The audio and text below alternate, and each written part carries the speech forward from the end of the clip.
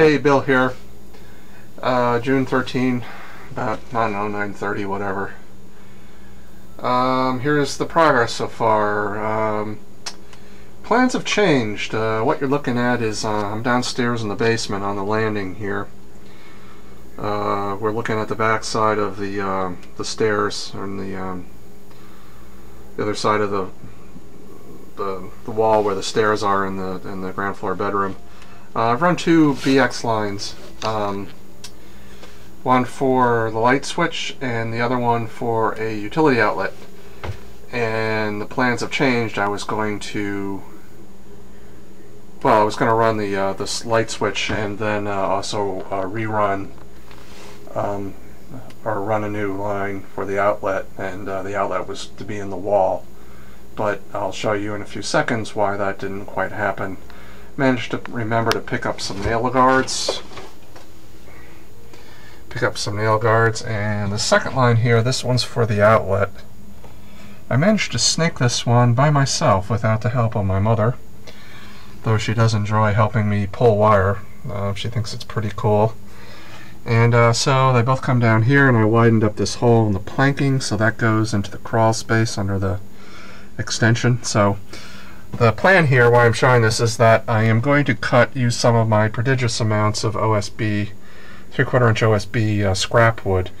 I'm going to make cut to fit 6-inch strips here that'll go across, and then when I put them up, I will then shoot foam in to the cavities here. Let the foam, max expanding foam, let the foam rise and cure for 24 hours, and then I'll put the next 6-inch strip and then shoot foam in,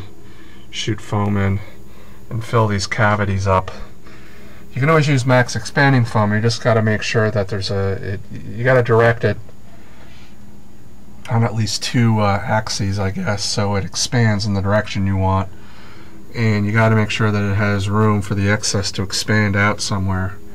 So, because if you don't, if you put it in a gap between a frame and a window, you'll blow the window. But you can use max expanding foam on windows and doors as long as it has a place to expand. The excess has a place to expand out and relieve the pressure.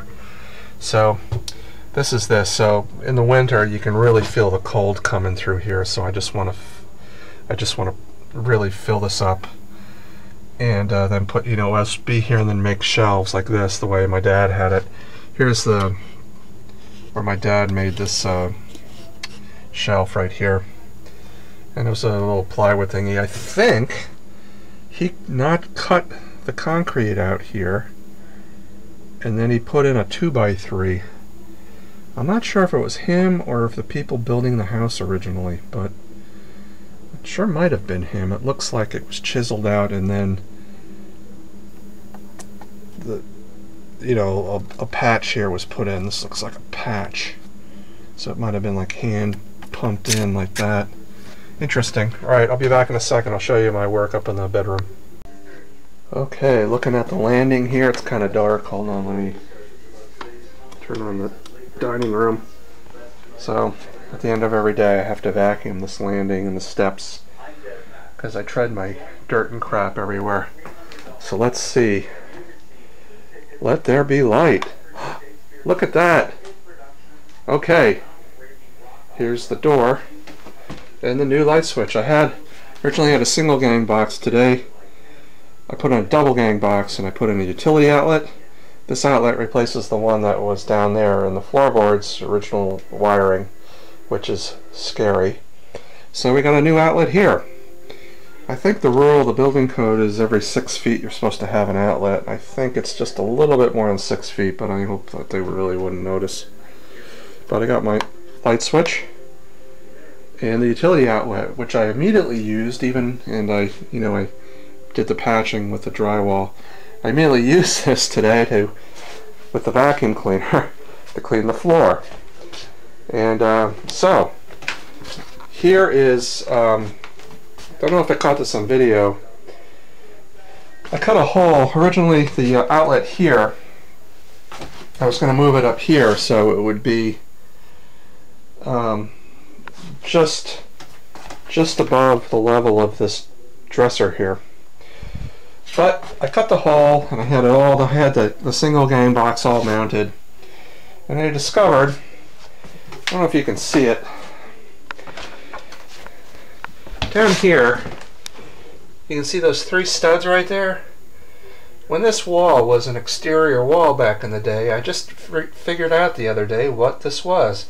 Those 3 studs right there mean that there used to be an exterior wall, I think about a 32-inch exterior door right here. That makes sense, because you probably, by code, or probably wanted to have a rear, you know, where we're standing right now used to be the backyard, so there's probably a door right there. What they did was they had a cripple stud. I don't know if I can show it to you, but basically a cripple stud comes up here to right about this height. And then there's a fire break, or a fire blocking. It's a 2x4 on its side right here. So when I tried to snake wire down this hole for the outlet, it just got stopped. And since I don't have one of those long snake bits,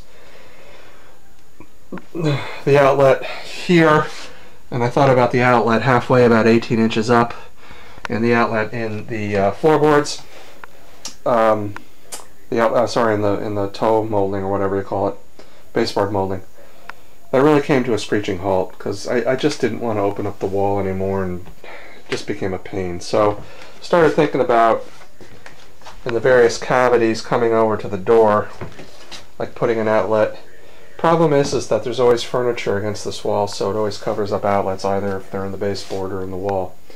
So we finally, just to make life really easy, after all that work of digging out the plaster and throwing it away down there, we just decided to put it here. So that's it. Here's my cat. Hey Chaos. You want your dinner? He might want his dinner. Okay, so now we move the door over. And so this is, you know, this is how it looks in the end. So we've got 3 new wires coming in here. We got the Romex 14.3 for the power for both this room and upstairs, and then we've got two BX or MC cables coming in, and the new one for the outlet comes in right over here. Ties into this Romex, which is for the old outlet. And so that's it. And then you got the other Romex for the other Romex here for the light switch, and it works. So tomorrow I'm going to plug this hole up down here, start plugging this up, and then I'm going to start putting in sleepers, or whatever you call them, blocks here that leave a 1/2 inch gap for,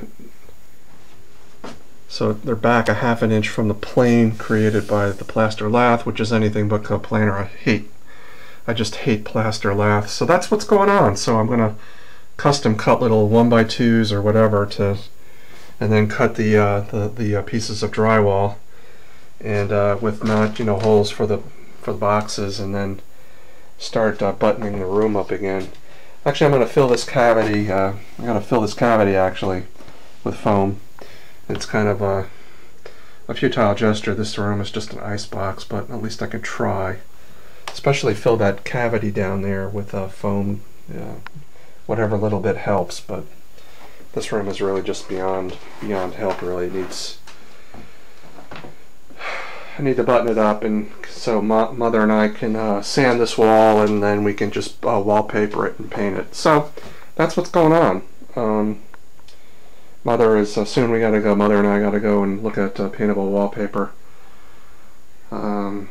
She won't trust buying some via the internet and you know, parcel post. So, all right.